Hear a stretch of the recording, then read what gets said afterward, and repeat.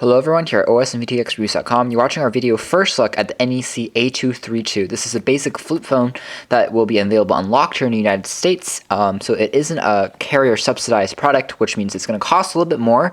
But the benefit of having an unlocked handset is that with a SIM card, you can use it all the way around the world. Wherever if you travel a lot, you come across a SIM card, you can just pop it in and it should work fine. It's a quad band GSM world phone.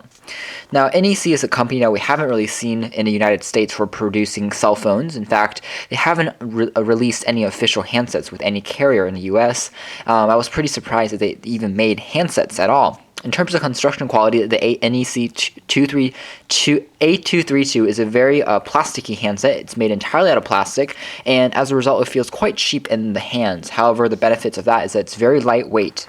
You can see on the front of the device you have access to a front camera, and this is just a 1.3 megapixel camera, very low resolution, but it does the job for taking quick snapshots. You also have a front-facing mirror for taking self-portraits, as well as an LED flash for illuminating darker subjects at night. You also have a display on the front, which is monochrome, and it's going to display your missed calls and all other recent notifications, as well as your time and your volume controls. The faceplate here can also be exchanged by NEC, and you can customize it with different colors, which is also something pretty neat.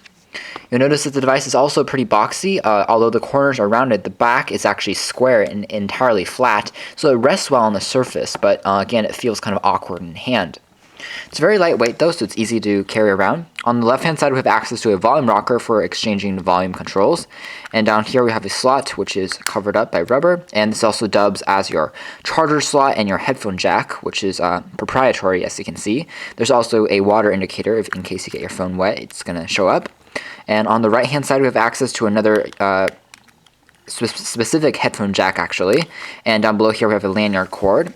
On the back of the device, we don't have anything. Now, a special feature of the NEC A232 is these two little metal contact points. It's actually an accessory for an optional cradle that you can put this thing in, and it will extend the features of this handset, which is quite cool and nifty. It's not something we have really seen before on such a basic phone, but again, it's something that's more popular in Asia and Japan and those other countries. We also have a speaker on the back.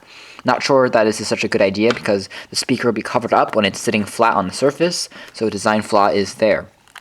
Removing the back cover, which is super flimsy and plastic, and it bends really easily, you have access to the actual battery slot and also the SIM card slot. Flipping over the phone, you find inside a pretty spacious LCD display, and it takes advantage of the device's size.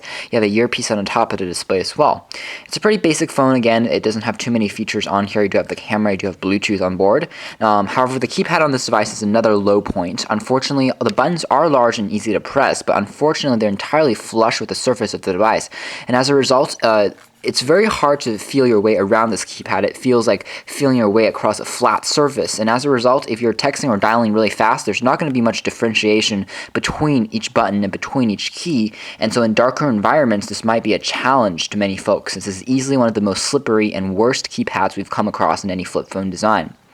Otherwise, we have a 5-way navigation toggle over here with an OK key, a 2 soft keys, so it'll be hot, swappable, and also customizable by the OS. We also have access to a phone book and a menu button, and these are also 4 shortcut keys that will take you to their respective functionalities, which are labeled above. Anyways, this is a pretty interesting handset, mainly because it is something that's unlocked and we haven't really seen an NEC handset in the United States before. It's a solid feeling device.